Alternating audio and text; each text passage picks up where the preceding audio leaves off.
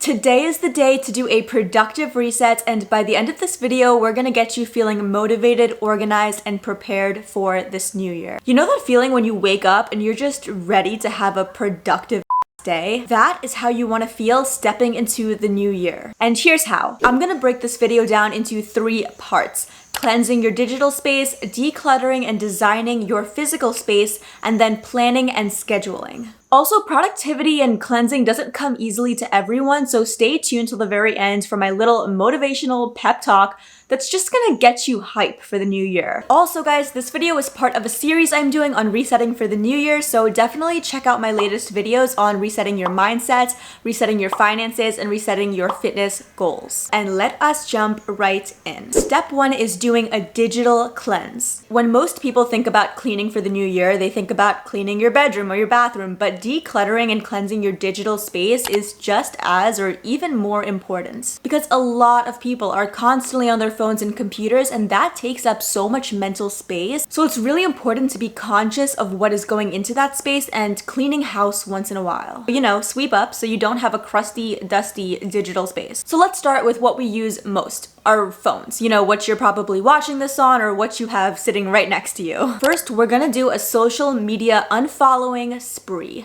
Let's be real. How many people do you follow on Facebook, Twitter, Instagram, Snapchat that you don't really care about, that don't add true value to your life? But nevertheless, we still just mindlessly scroll past their post every day. Every time you scroll past someone's post, that subconsciously changes how you see yourself, the world, money, status. And if you're constantly seeing random people, that's random energy that you're inviting in and letting shape you. Be picky about who you let into your circle, who you let into your mind. Even if you follow just a small group of people, but every time you see those people, you feel joy, love, inspiration, motivated. That's what we're aiming for. Quality over quantity of people. And I know you might feel uncomfortable or bad about unfollowing someone, but you really don't have to be, because this is not coming from a place of hating them. This is coming from a place of loving yourself. Think about it like this. Your mind is like your home, and you want it to be a safe, healthy, loving place. And I feel like following a bunch of random people is kind of like having a bunch of random people in my house, in my mental house. But your home is your space to protect. So create a digital space of people who you know or who you love or who inspire you and make you feel safe and comfortable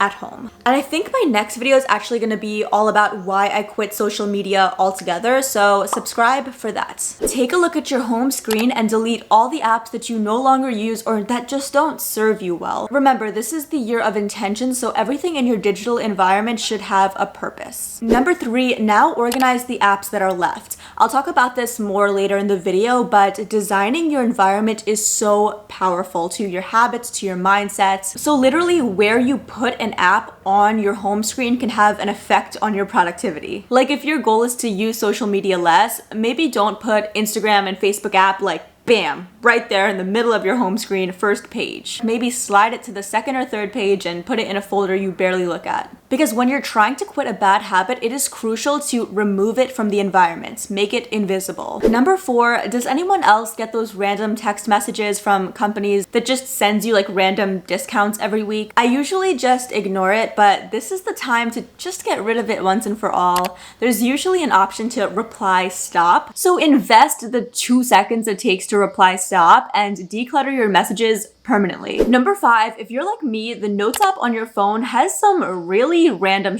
I'm talking about grocery lists or to-do lists or random thoughts from months ago that you just never deleted. If you don't need the note, just delete it, and with the notes that are left, you can actually organize them into folders so you're not scrolling endlessly to find something. Number 6, back up your phone pictures to a cloud or a computer storage. You never know when you're gonna break your phone or lose it, and those pictures are invaluable and irreplaceable, so definitely try to put them in 2 locations. Also, who else takes 100 screenshots that are totally useless now?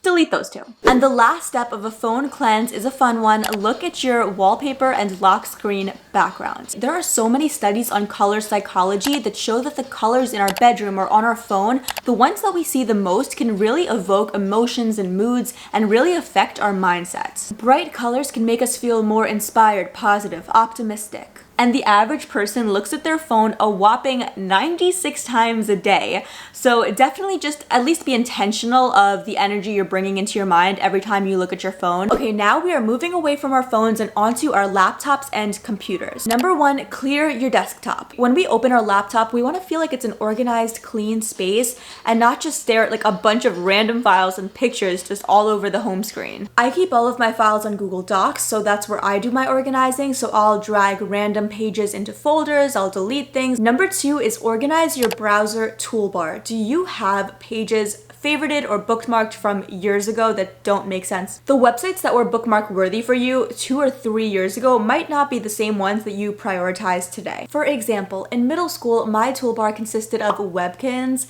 and just like other stupid online games, and now it looks a little different. Number three is called Inbox Zero. If you're the type of person that has 6,000 unread emails, I'm looking at you. Having unread notifications is what keeps me up at night. So read, respond, and delete to those emails. Also, you know, all of those companies that send you promotions or newsletters, this is the time to just scroll to the bottom of the email and unsubscribe so you don't have to constantly delete them. The last step to a computer cleanse is super simple, but something we probably all struggle with. Whenever I get a notification about a computer software update, I always click reminds me later. And then I get a message like, sis, it's been 624 days since you updated and restarted your computer. So if you could spare a couple hours away from your laptop, just do the update and restart, and then you can feel like you did something productive by just clicking a little update button. Moving on to decluttering and designing our physical space. Doing a deep clean of my apartment is the best feeling, really getting into the nooks and crannies. If you have a car, now is the time to vacuum under the seats, throw out the junk that's accumulated in the middle console. Also cleaning your kitchen and fridge shelves and throwing out those old expired sauces. And by the way, I use these storage containers that have literally changed my life. I will never go back to just throwing things in my fridge and cabinets. So now I have a meat and cheese bin, a bread bin, and it just makes it so clean and organized and visually satisfying. So I'll definitely put the affiliate link for that down below. Don't forget to clean out that miscellaneous drawer. Yeah, you know what I'm talking about. That drawer that has like jewelry, pencils, receipts, just like random shit that we just throw in there and avoid. Let's take care of that. In the bathroom, don't forget to wash your makeup brushes and blender sponges. I will literally go months without doing that. It's probably not the best for my skin. In the bedroom, I like to start the year with clean, fresh sheets. You know that feeling when your sheets come right out of the laundry and they smell so good? Also, this is the time to do a closet clean out. Have you ever like tried on 4 different outfits and just been frustrated by the end? Or been late to a meeting because you couldn't decide what to wear? This is the year to create a decision-free closet. Did you know that the average person makes over 35,000 decisions every day? And decision fatigue is real, and I'm indecisive to begin with, so I would rather spend my energy on more important things than like what to wear to the grocery store. So decide what you need to let go of, because if you haven't worn a shirt in a whole year, with all the seasons that passed, with all the holidays that went by, you probably don't need it, so just consider tossing it, donating it, or selling it. Also, clothes and style can really reflect someone's personality, and the clothes that I bought 5 years ago don't reflect me anymore. My personality has changed so much, so I want to make sure I'm able to shed old versions of myself by throwing out old clothes and leaving room and making space for like new versions of me. Did you know that you can transform your life, your mindset, your routine, your habits with no motivation? A lot of times when we see those people that have it together, they're super disciplined, they have great habits and routines, we kind of chalk it up to some insane willpower and motivation, but that's not necessarily true. The author of the book Atomic Habits says, "The more I learn, the more I believe that the #1 driver of better habits and behavior change is the choice architecture of your environment." Your habits change depending on the environmental cues in front of you. Like if you walk into your office's communal room and there's a plate of cookies, it's really hard not to take a cookie, even if you weren't hungry or thinking of cookies right before that. That's because our brain is wired to act on cues. So we see the cookies, our eyes light up, we associate cookies with pleasure, and we're already doomed at that point. Because we've already seen the cue that creates that trigger of desire. The author says that your environment is like the invisible hand that shapes your behavior, so be the designer, the architect of your home, and design your space for success. I did a whole video on creating good habits, but basically you want to make the cues obvious and visible. Like, it's really hard to remember to play guitar if you put your guitar in the closet after every use instead of like on a stand in your living room. It's really hard to remember to do yoga if your yoga mat is tucked away and out of sight. So while you're organizing your space, be really intentional about where you put things. Okay, now that we have set ourselves up for success, the next step is to actually take action on our goals and to-do lists. So number one, kick this off by having an admin day. You know, all of those little things you just never get around to doing because it's not urgent?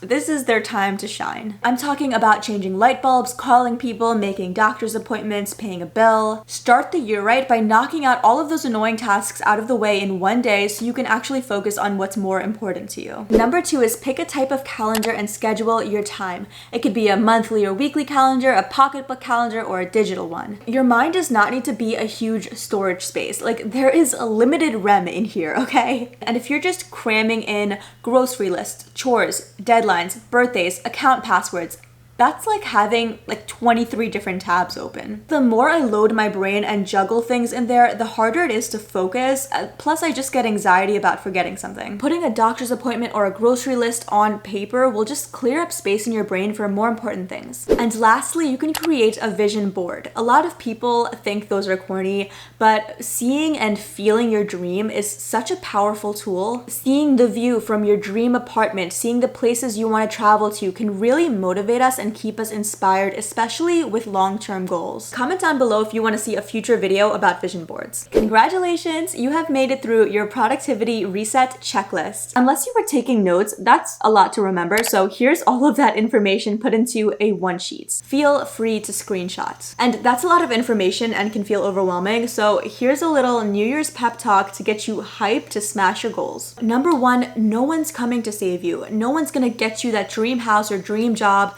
No one's gonna get you to quit smoking or to start meditating. You have to create the life you want for yourself. Don't put your dreams on hold, and that thing that you've been wanting to do for a while, let this be your sign to just kickstart it and get it going. Number two is have a marriage mentality towards your goals. So people get married, people commit, people stay for better or for worse and love someone through the rough days and the best days, or even when they really don't feel like loving them. Think that way about your goals. Don't just casually date your goals. Like, don't just drop your dream because putting in work doesn't feel great some days. Commit first and then the relationship will flourish. Oh my gosh, that got so deep so fast. Relationship guru over here. And my last motivational tip is accomplishing big goals takes consistency, and consistency takes discipline. If being disciplined to go to the gym every day or budget your money doesn't come easier to you, understand that it's not actually about going to the gym. It's about wiring your brain's neurological pathways to get really comfortable with doing things that are not comfortable, that are hard. And you can train your brain to do this with ridiculously small tasks, like laughably small. Here's what you do. Multiple times a day, just force yourself to do something random. Just say to yourself, get up and get a glass of water right now, or move your shoes to the other side of the room, or get up and do a push-up. It's about following through with what you said you were gonna do, even when it's not convenient or you're not inspired to do it. That is all I have for you guys today, and remember, this is on how to do a organizational, productive reset, but there are so many other aspects of your life that you definitely wanna reset, like your finances or your mindset. So definitely check out my previous videos on those, and I will see you all in the next video. Bye guys.